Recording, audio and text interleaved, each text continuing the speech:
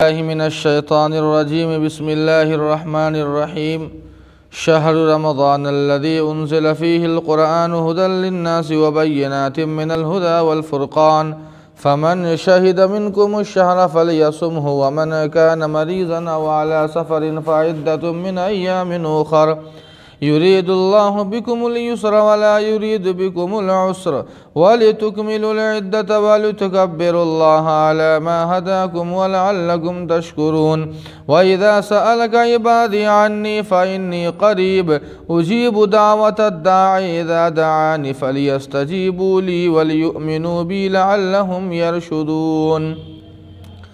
رمضان کا مہینہ وہ مہینہ ہے جس میں قرآن نازل کیا گیا جو لوگوں کی ہدایت کا ذریعہ ہے اور ہدایت کے کھلی نشانیاں ہیں اور وہ فرقان ہے۔ فمن شہد منکم الشہر، لہٰذا تم میں سے جو رمضان کے مہینے کو پائے تو اسے چاہیے کہ اس کا روزہ رکھے، اور جو شخص بیمار ہو یا سفر پر ہو تو اتنے دن اور دنوں میں روزہ رکھ لے۔ اللہ تعالیٰ تمہارے ساتھ آسانیاں چاہتا ہے نہ کہ پریشانیاں، اور تم عدت کو پورا کر لو، اللہ کی بڑائی بیان کرو۔ علی ما ہداکم، اللہ تعالیٰ نے تمہیں ہدایت دی ہے اور تاکہ تم شکر گزار بنو۔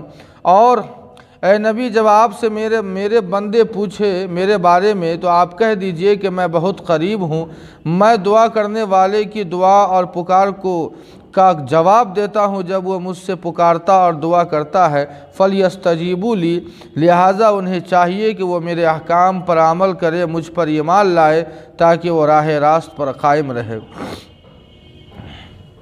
ناظرین کرام، چونکہ اس سے پہلے اللہ تعالیٰ نے رمضان کے روزے کے تعلق سے جو باتیں اور آیات اللہ نے بیان فرمائی تھی، مستقل اللہ تعالیٰ نے رمضان کے تعلق سے پھر دوبارہ اللہ تذکرہ فرماتے ہیں۔ رمضان کا روزہ یہ 10 شوال 2 ہجری میں رمضان کے روزے کی فرضیت کا حکم نازل ہوتا ہے، اور اس رمضان کے تعلق سے اللہ تعالیٰ نے ارشاد فرمایا ہے اس آیت کے اندر کہ یہ وہ رمضان ہے جس رمضان کے اندر اللہ نے قرآن کو نازل کیا۔ ہم اور آپ جانتے ہیں کہ سمائی دنیا پر اللہ تعالیٰ نے قرآن پاک کو رمضان کے مہینے میں ہی نازل فرمایا ہے، اور اس کے بعد 23 سال لگے، دھیرے دھیرے قرآن نازل ہوتا گیا، مکمل قرآن نازل ہوا۔ قرآن کے بارے میں اللہ بیان فرماتے ہیں کہ لوگوں کی ہدایت کا ذریعہ ہے۔ ظاہر بات ہے کہ جو انسان قرآن پر، قرآن کے احکام پر عمل کرتا ہے وہ راہ یاب ہوتا ہے، راہ راست پر آتا ہے، اور جو قرآنی احکام سے منہ موڑ لیتا ہے یقیناً وہ بڑی کھلی اور گمراہی میں ہوتا ہے۔ اللہ کے نبی کی حدیث ہے، اللہ کے نبی فرماتے ہیں کہ ان اللہ یضع بہذا الکتاب اقواما، ان اللہ یرفع بہذا الکتاب اقواما ویضع بہ آخرین، کہ بہت ساری قوموں کو اللہ نے اس کتاب کے ذریعے عزت بخشی ہے اور بہت ساری قوموں کو اللہ نے ذلت دی ہے۔ اللہ فرماتے ہیں کہ ہدایت کی کھلی نشانیاں ہیں قرآن پاک کے اندر۔ فرعون کی لاش کو دیکھ لیجئے، اتنی بڑی عبرتناک اور یہ اللہ کی قدرت کی نشانی ہے۔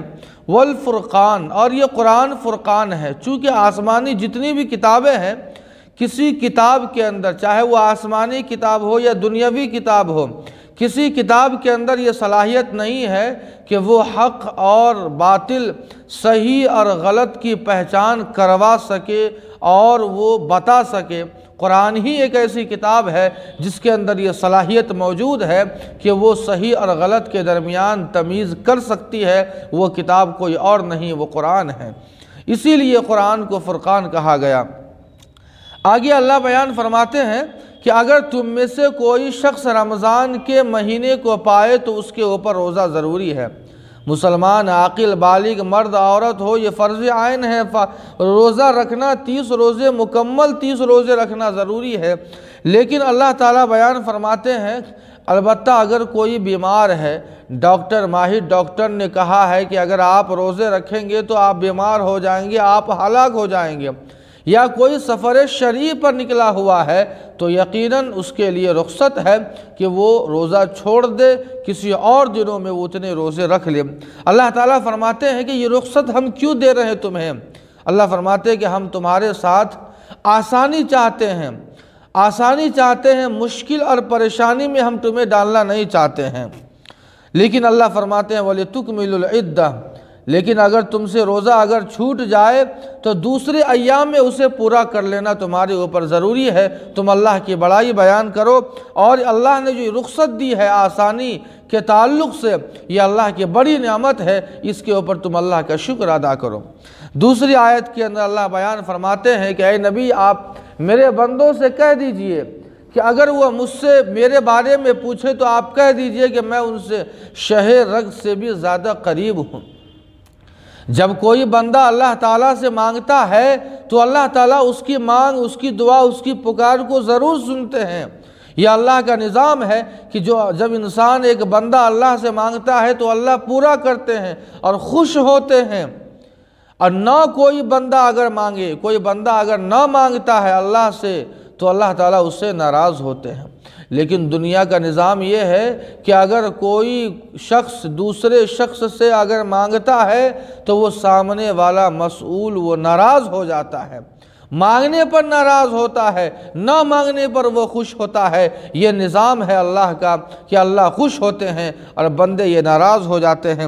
اللہ فرماتے ہیں کہ میں بندوں کی پکار، بندوں کی دعا اور بندوں کی آواز کو میں سنتا ہوں، ہر دعا کو میں قبول کرتا ہوں، لیکن دو کام تمہیں کرنے ہوں گے، دو کام کرنے ہوں گے۔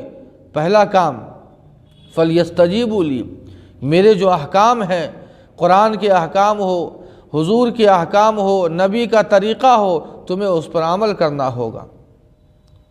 اور دوسرا طریقہ ہے وَلْيُؤْمِنُوا بِي، مجھے میرے اوپر تمہیں ایمان لانا ہوگا، رسول پر ایمان لانا ہوگا، قرآن پر ایمان لانا ہوگا، جنت اور دوزخ پر ایمان لانا ہوگا۔ اگر یہ دونوں باتیں تمہارے اندر ہے کہ میرے احکام پر تم عمل کر رہے ہو اور مجھ پر ایمان بھی لا رہے ہو، تو یقیناً ہم تمہاری دعا کو قبول کریں گے، پکار کو سنیں گے۔ یہ ایک رب ہونے کی خصوصیت ہے۔ اللہ بیان فرماتے ہیں کہ لعلہم یرشدون، تم راہ راست پر قائم ہو جاؤ اور تم مجھ پر ایمان لاؤ اور میرے احکام پر عمل کرو، اسی میں بھلائی اور کامیابی ہے۔ اللہ پاک ہم سبوں کو قرآنی احکام پر عمل کی توفیق عطا فرمائے۔ وما علینا